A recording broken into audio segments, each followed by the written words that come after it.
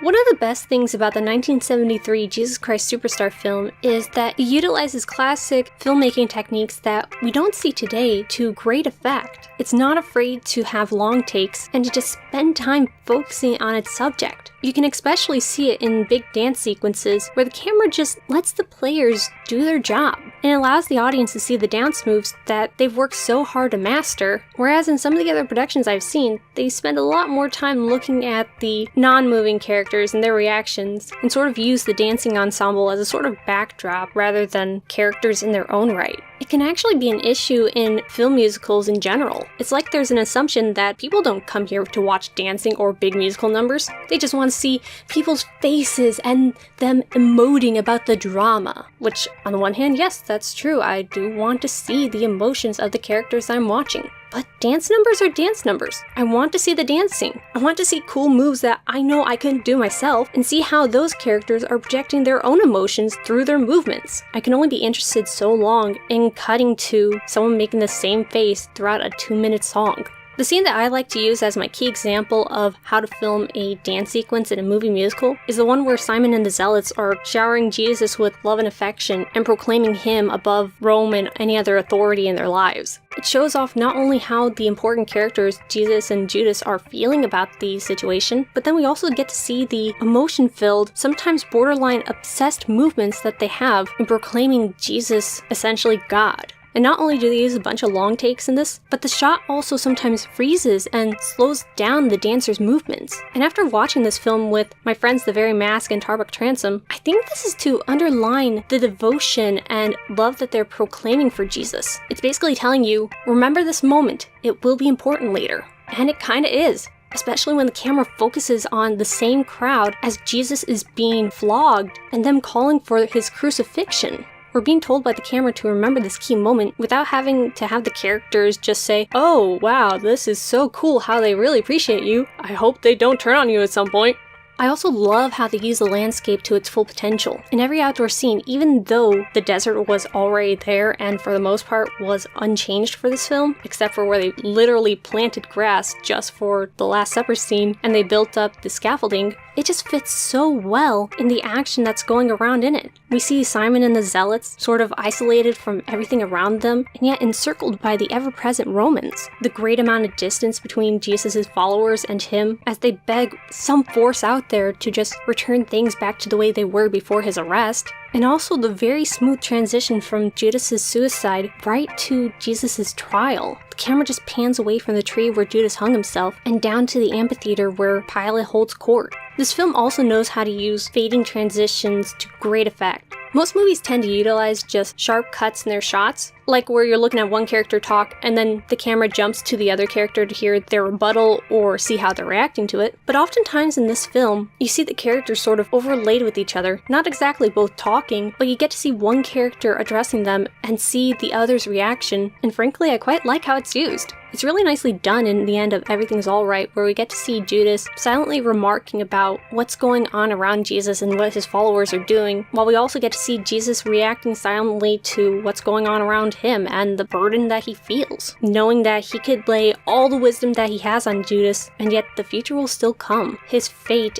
is unchangeable. We also see this in Could We Start Again, where Mary is singing to Jesus, and we see him fade in, turning back to her, but then turning away again and continuing to walk away. Speaking of Everything's Alright, I love how the camera spends a lot of time just looking at Jesus and Mary just openly giving Jesus affection, and then the camera turns around them and reveals Judas watching over the whole situation. It's so artfully done that you could easily get distracted by Jesus and Mary and not realize Judas is there until he starts singing. It's wonderful and doesn't distract from Yvonne Edelman's wonderful performance. This film is also not afraid to use shadows. In most movies nowadays, even in nighttime shots, it'll be fairly well lit.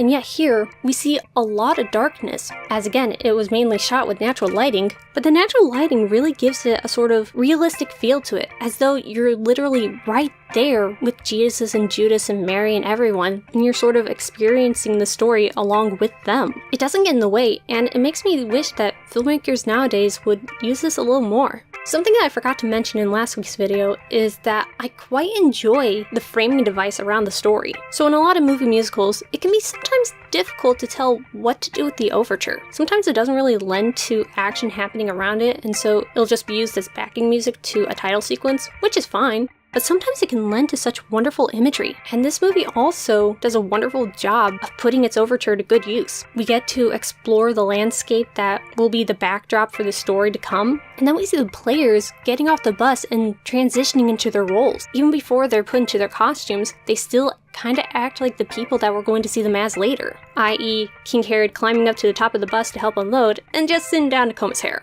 It's really fun to be sort of backstage to a performance and see the players getting ready to put on a show.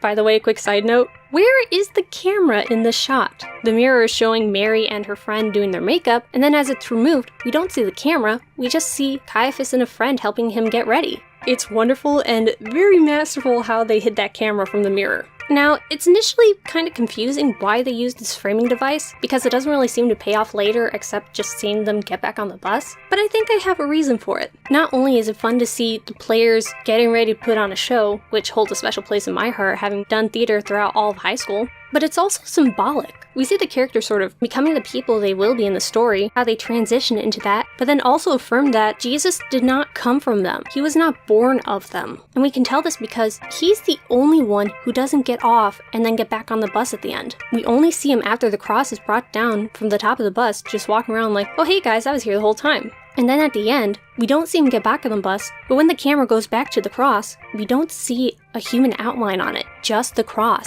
sort of symbolizing how God put him there and God took him back. That's my theory on it at least, and it could have been meant to do something differently, but that's the best one that I've heard, so I'm gonna stick with it.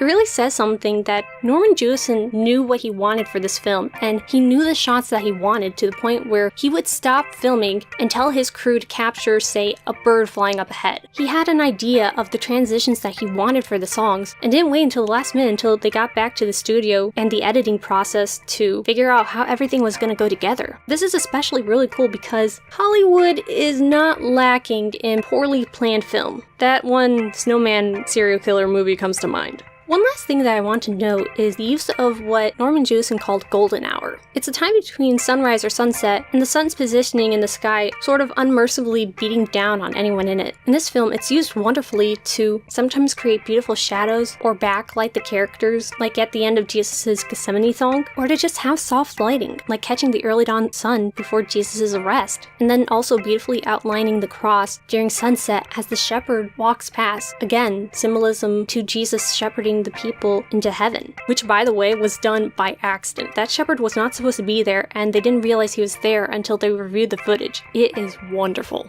Again, I know there is so much more that I'm forgetting, but that's because Jesus Christ Superstar, the 1973 film, is just that good. There's so much to talk about that it's really hard to pin down in just a few videos, and I know that I'm probably going to come back to it again sometime in the future because I am far from done.